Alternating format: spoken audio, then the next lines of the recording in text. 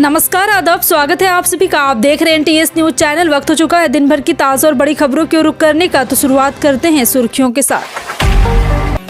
UP में सपा की सरकार बनते ही सबसे पहले नपेंगे अधिकारी, अखिलेश के चाचा ने कर दिया ऐलान।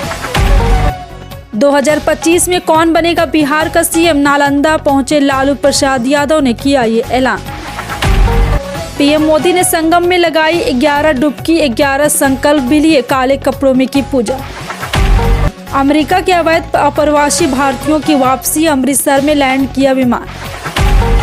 कर्नाटक में राजनीतिक घमासान, कांग्रेस में कुर्सी की, बीजेपी में येड्डी का दबदबा खत्म करने की जंग।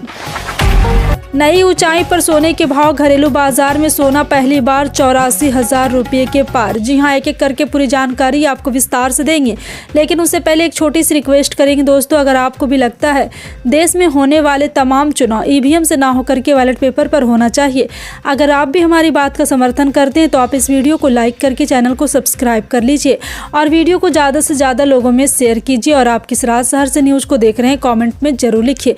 चलिए खबरों को जानते हैं विस्तार से।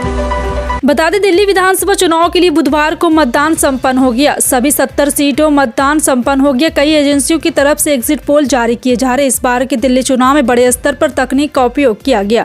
सभी राजनीतिक दलों ने जहां हाईटेक चुनाव प्रचार किया, वहीं अब एजेंसियों की तरफ से बड़े स्तर पर एग्जिट पोल जारी किए जा रहे हैं। अब तक सामने आए एग्जिट पोल में बीजेपी को बम्पर बहुमत मिलता हुआ दिख रहा है। अब तक सामने आए 7 एग्जिट पोल में बीजेपी को बम्पर बहुमत मिलता हुआ दिख रहा है। लेकिन चुनाव से पहले कुछ एजेंसियों ने ओपिनियन पोल भी जारी किया था। एनडीटीवी पर आप सभी एग्जिट पोल को एक ही जगह देख रहे हैं।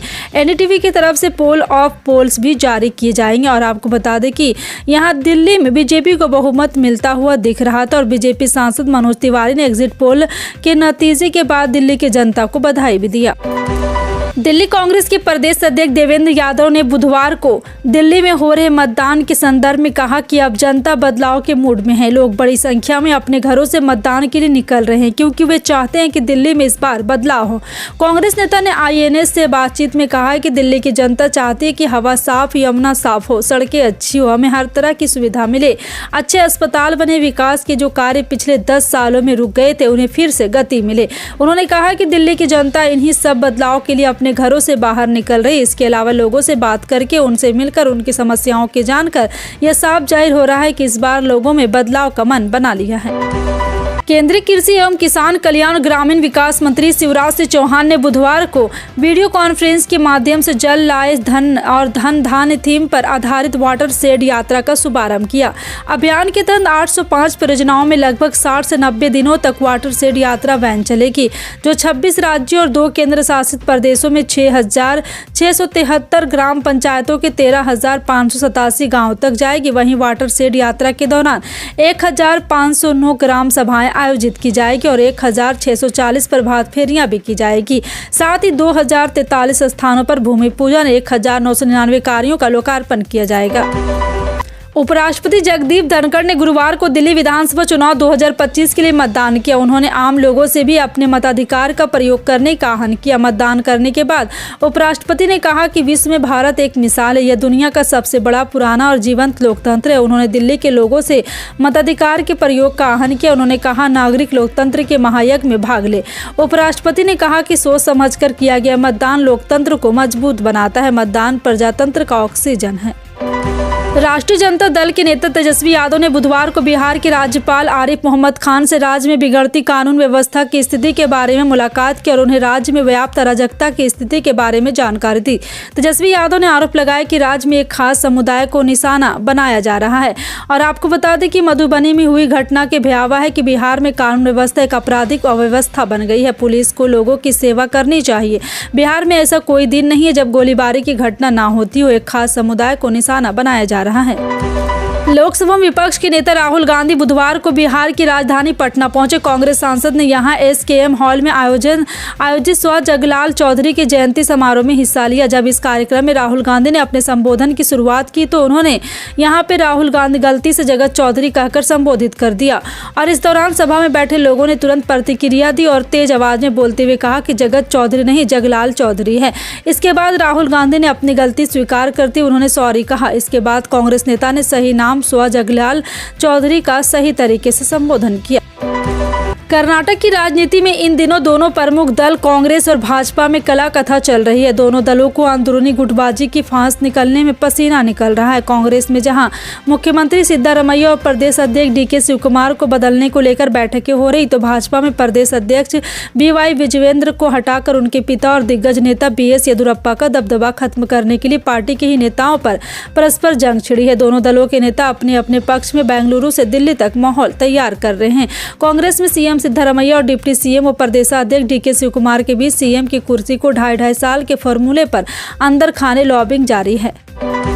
केंद्रीय गृह मंत्री अमित शाह ने बुधवार को सभी सुरक्षा एजेंसियों को जम्मू कश्मीर में आतंकवाद के खिलाफ लड़ाई तेज करने का निर्देश दिया ताकि घुसपैठ को सुनिश्चित किया जा सके।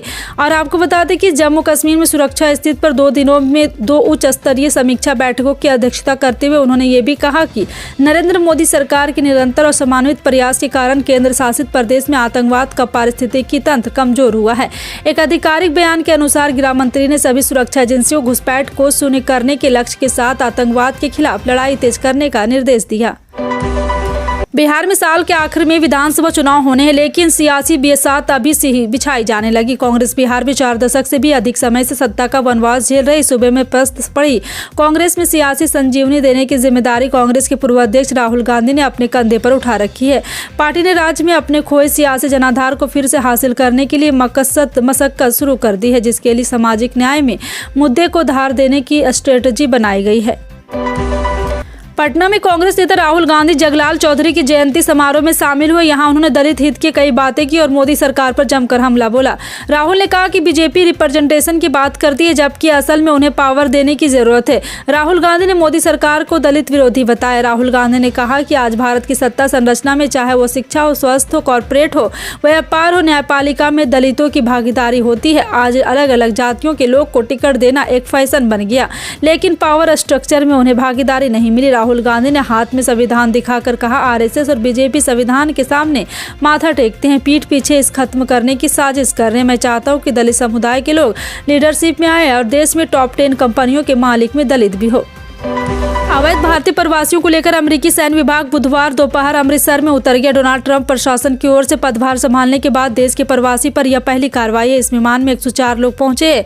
पंजाब पुलिस की कड़ी सुरक्षा के बीच विमान श्री गुरु रामदास जी इंटरनेशनल एयरपोर्ट पर उतरा। अमेरिका सेना के C-17 विमान में आए जिन भारतीयों की पहचान सामने आ गई, उनकी संख्या 104 है। इनमें से पंजाब, गुजरात और हरियाणा के रहने वाले लोग शामिल है। ज्यादातर लोग 40 से कम उम्र के हैं। इनमें से कुछ महिलाएं भी। जिस समय विमान एयरपोर्ट पर लैंड किया, उस समय अमृतसर के पुलिस कमिश्नर भी मौजूद रहे।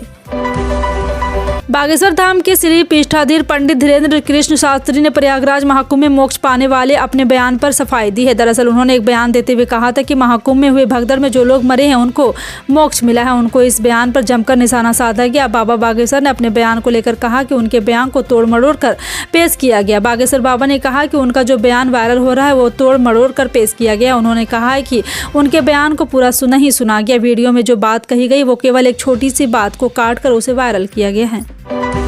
महाकुंभ पावन पर्व जारी है। अब ये अपने अंतिम चरण की ओर बढ़ रहा है। इस महाआयोजन में देश दुनिया के अलग अलग कोने से लोग पहुंच रहे। त्रिवेणी संगम में स्नान करने के लोगों की भीड़ प्रयागराज में उमड़ी हुई है।